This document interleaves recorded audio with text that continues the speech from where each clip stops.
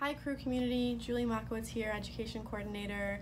I've been doing some really cool and fun researching on CREW Flint Pen Strand trails and the land surrounding it. And I'm a very visual learner, so I love maps and references like that, and I found a really neat reference that I want to share with you all and kind of give you a little bit of history of the area as well. Okay, so here we are looking at Google Maps of the satellite images, and you can see this is the CREW watershed here. The CREW Marsh trails are up here, Cypress Dome trails, our office is there, Flint Pen Strand, Bird Rookery, Audubon right in the center, so on and so forth. So it's really neat green view of the overall watershed here.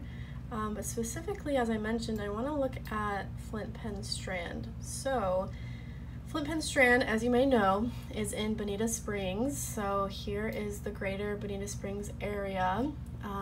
Also note that Flint Pen is in eastern Bonita Springs. Flint Pen Strand is quite a large tract of land. It actually touches Corkscrew Road. So Corkscrew Road is way up, where is it? Way up here. And all of this is Flint Pen Strand. So the area that we hike in is really concentrated to this area, but Flint Pen Strand runs far north here and then east to CREW Bird Rookery Swamp and even to Audubon. So it's a really large tract of land, and we don't really even see all of it via the trails. So being that it's so large, it has a lot of interesting history. If you've been on a guided hike with us at Flint Pen or on a program of some sort, we may have mentioned the different land uses that Flint Pen Strand has had in the past. So these trails opened up only a few years ago, but this land has been utilized by locals for a long time. So I've been trying to see if I can't find pictures of old houses that were once here. This land was once slated for development, so it is in restoration. You can kind of see remnants of that here. All of this water was rerouted via canals, and then roads were then built next to them, and the restoration has leveled most of that. So what I really was interested in looking for is pictures or some sort of reference to any of those human residential areas in Flint Pen Strand. If you've hiked the Red Trail, you'll still see some evidence of people living in this area. So the Red Trail loops around in this area. You'll see power lines and some old remnants, like you might see there used to be random things like appliances and tires, most of which has been cleaned up, but you still can see some fencing and some power lines, things like that.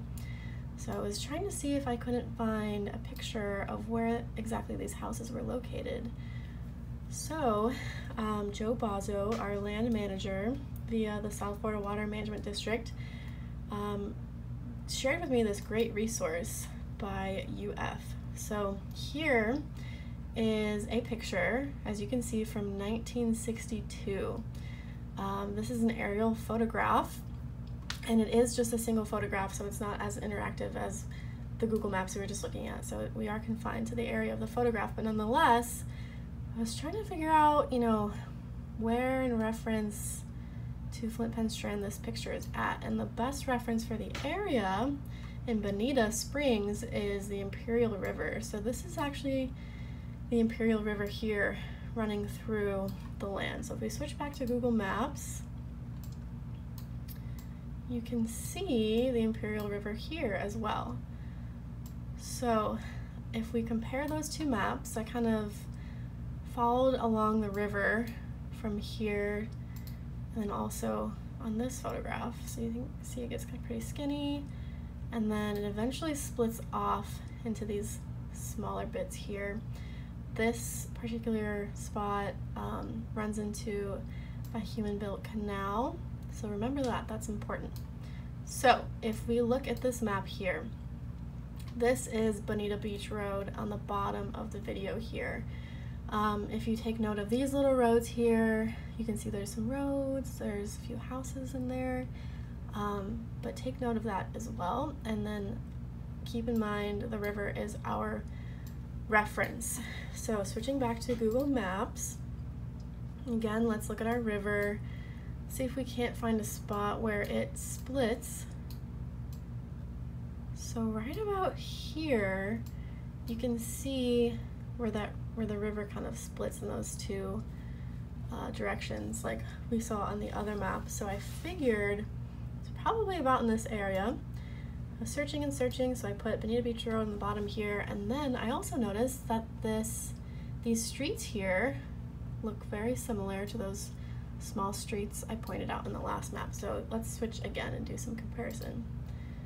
So we see these streets here, we see the split of the Imperial River again, and another reference I use, another little clue here is, again, this canal. And so if you follow this canal, it was likely dug for agriculture. Agriculture was a big use of land at Flint Pen before it was preserved, and the main direction of this water, or main flow of this water would follow this L shape here. And again, switching back to Google Maps, if we follow the Imperial River here, follow it all the way through, you see that bend, and then you see the second bend as well. So another reference to figure out where I was looking. So again, there's that Imperial River that turns into this canal there, and then again on this map. So we are looking at what is now this. So let me line these up here. We have this zigzag here on the right side, we have the Imperial River on the left side, and Bonita Beach Road on the very bottom. So let's switch. So again, zigzag on our right hand side, Bonita Beach Road on the bottom, the Imperial River on the left. Also these little streets here we can line up as well. So let's see, where did they go? I think that would be right there, right? Yeah, so there are those streets. So if we line that up, I think it's not quite perfect, but there we are. So this is where 75 now runs, which is pretty crazy to think of 75 not being in this area or going through Florida quite yet. So the bridge that you go over on 75 that goes over Imperial River is right about here. There are those smaller streets, again this waterway, the zigzags, so that is what we're looking at. It's pretty crazy. If we zoom out a little bit, see all this development, particularly south of Bonita Beach Road, and then also west of 75. So it used to just look like that. Pretty crazy. And also, talking more about this waterway here, if you've been hiking again at Flint Pen Strand, this waterway eventually runs into Flint Pen Strand. So this picture doesn't quite make it over to Flint Pen Strand. Again, this is where the photograph ends. But this is the Keel Canal. So again, if you've hiked at Flint Pen Strand on particularly the Red Trail, you hike right past this. There's a berm that you hike up onto at the northern peak of the Red Trail, and you are overlooking the Keel Canal. That's K-E-H-L. And the Keel Canal is the headwaters of the Imperial River. So that is the water that feeds the Imperial River, which eventually runs out into the Estero Bay, you know, through downtown Bonita, so on and so forth. So again, really cool to see that this canal has been here from at least 1962. So again, still piecing together all these clues, but the canal has been here since 1962. So if we look back at our modern map here, there's that Keel Canal. You cross over it when you are on Bonita Grand. If you look east when you're crossing over, you can see this lock here, which can control the water flow. And again, follow it all the way eastward. Let me see if I can focus a bit more here. All the way eastward. I'll zoom out a little bit, make it quicker. And you'll eventually make it all the way into Flint Pen Strand. So here is our main parking lot at Flint Pen. Again, the red trail will go all the way up here and loop around. So when you're in this area of the red trail, you are looking at the Kiel Canal, whose water will travel into the Imperial River and then out to through here into the southern end of Estero Bay, which this specific area is called Fish Trap Bay, and then eventually make it out into the Gulf of Mexico. So this is a great visual as to how our water is connected, and again, a little chunk of our local history.